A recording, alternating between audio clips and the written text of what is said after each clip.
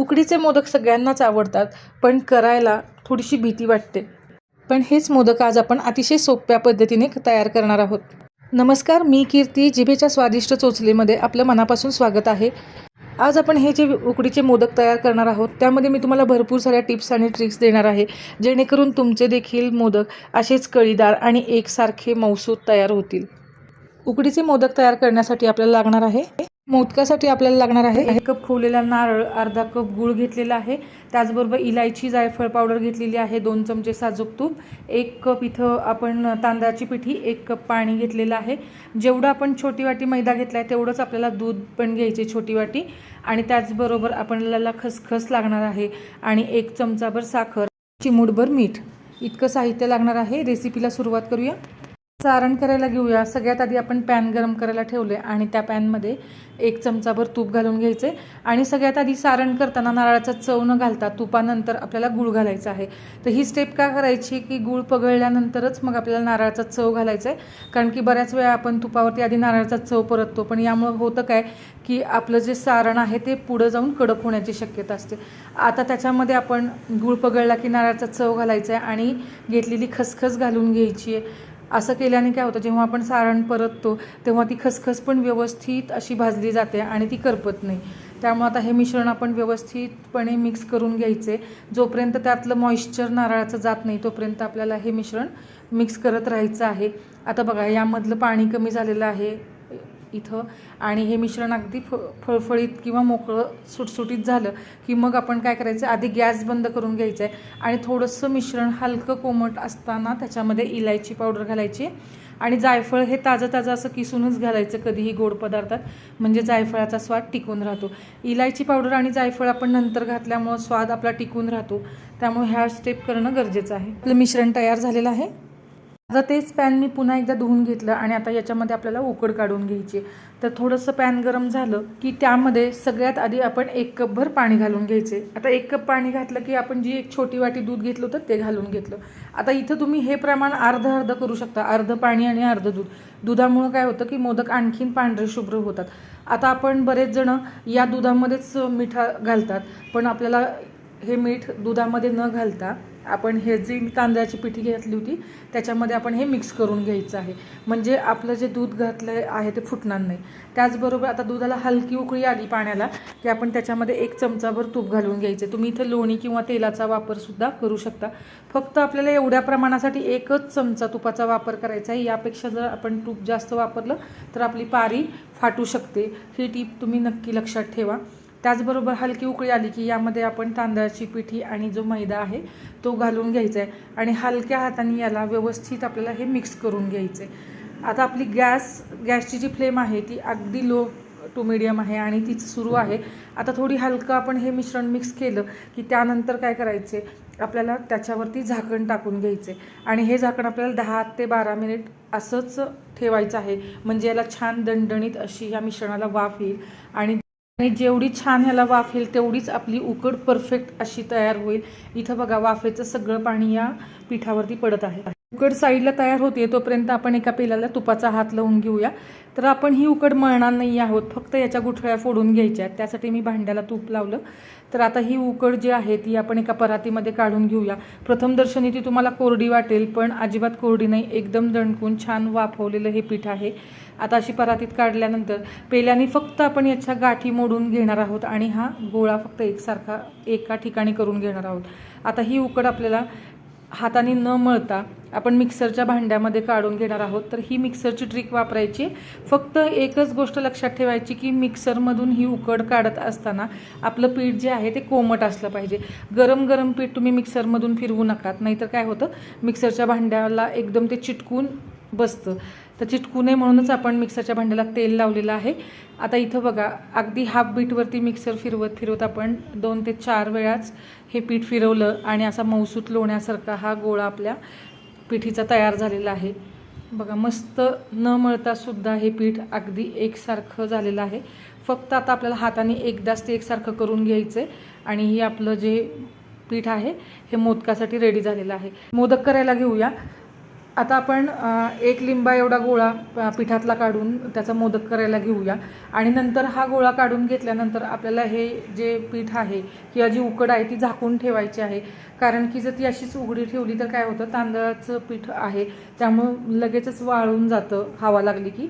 आता एक गोळा घेतला आणि साईडला मोदक वळायसाठी आपण इथं तांदळाच्या पिठीचा वापर करायचा आहे. मी इथं तेला पाण्याचा वापर करणार नाही आहे, तांदळाचं पिठाचाच वापर करणार आहे. कारण तेल किंवा पाणी घेतलं तर काय होतं, मोदकाचा रंग वाफवल्यानंतर एकदम काळपट असा दिसतो. म्हणून इथं पिठाचा वापर करायचा. ही पण एक छान टीप आहे, तुम्ही नक्की वापरून बघा. आता असं पिठामध्ये अशी बोटं बुडवून घ्यायची, पीठ झटकून घ्यायचे. फक्त मी इथं बोटं बुडवून घेतली आणि दोन्ही साईडला ह्या गोळीला दाबून घेतलं. आणि सगळ्यात आधी महत्त्वाचं म्हणजे जेव्हा आपण मोदक वळायला घेतो तेव्हा बघा अशी ही गोळी दाबून बघितली तर अजिबात चिरा पडलेल्या नाहीत, म्हणजे आपली ही उकड परफेक्ट झालेली आहे. दुसरी महत्त्वाची गोष्ट म्हणजे मोदक वळताना आपली हाताची बोटं नेहमी स्वच्छ पाहिजेत. जर स्वच्छ नसतील तर आपल्या मोदकाच्या प्लेट्स पाडताना आपला मोदक फाटण्याची शक्यता असते. आता दोन्ही हातांमध्ये ही गोळी दाबून बघितली आणि नंतर आपण काठाच्या बाजूनी हा मोदक वळायला सुरुवात करायची आहे. ही एक महत्त्वाची गोष्ट आहे. काठाच्या बाजूनी असं एकसारखं दोन्ही बोटांनी आपण असं प्रेस करत करत एकसारखा पातळ आपल्याला पारी करायची आहे. असं केल्यामुळं काय होतं, आपला मोदक अगदी पातळसर आणि मस्त त्याच्या कळ्या पडतात. आणि जेव्हा तो वाफवला जातो तेव्हा अगदी सुबक असा हा मोदक दिसतो. जर आपण खालपासून वरपर्यंत करायला सुरुवात केली तर तितकी पारी आपली पातळसर होत नाही. त्यामुळे वरून आपल्याला खालीपर्यंत वाटीचा आकार देत देत ह्याला एकसारखा आकार द्यायचा आहे. इथं बघा आपली पारी अगदी पातळ मऊसूत अशी असली पाहिजे. जर जाड पारी असेल तर ती आकर्षक तर दिसत नाही, त्याचबरोबर खाताना पण ती छान लागत नाही.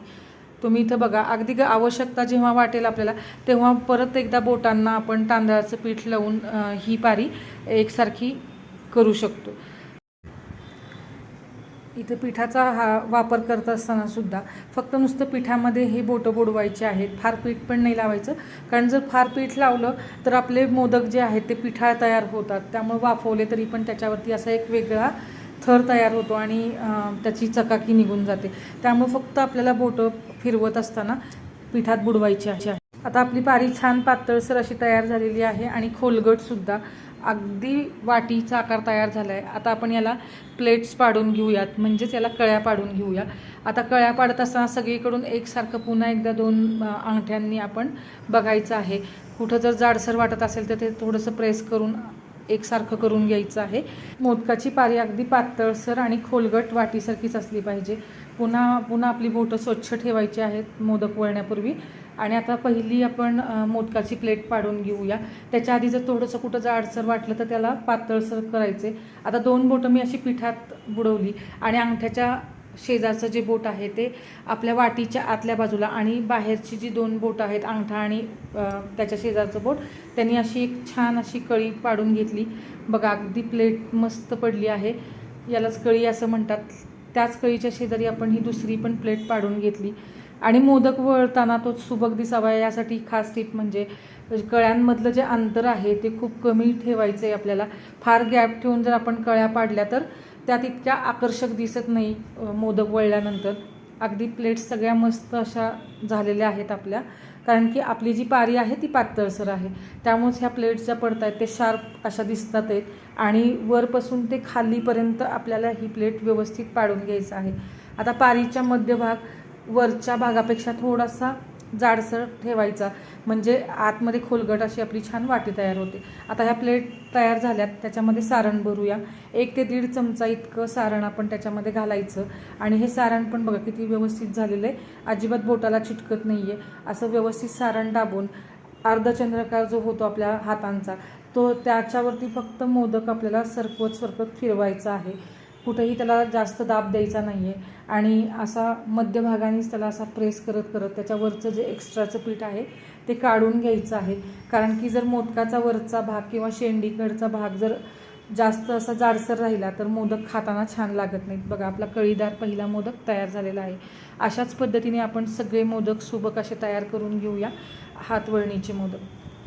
आता 13 मोदक या साहित्यामध्ये आपले तयार झालेले आहेत.